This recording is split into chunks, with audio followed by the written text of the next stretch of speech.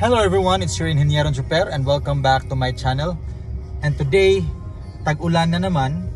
I would like to share with you something na somehow I think makakatulong sa atin to keep our windshield in good condition. Kasi eto guys, umaambon na or may mga droplets na sa windshield.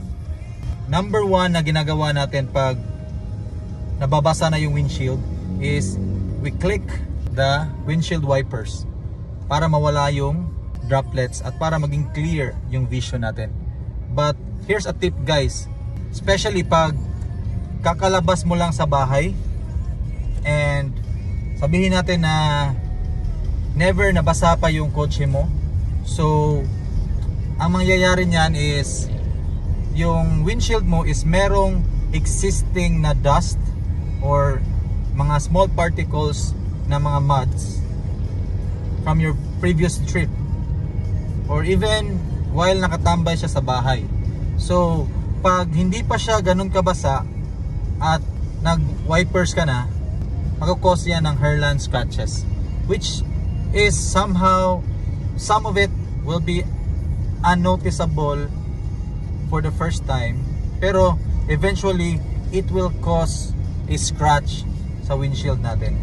So I advise na somehow hintayin nyo muna na totally mabasa yung windshield, or at least sprinkle or spray your windshield spray para totally mabasa siya, and then use your wiper.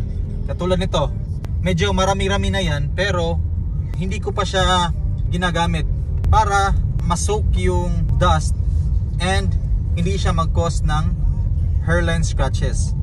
So one thing na ginagawa ko is nag-spray ako yan, and then that's the time na ginagamit ko na yung wipers.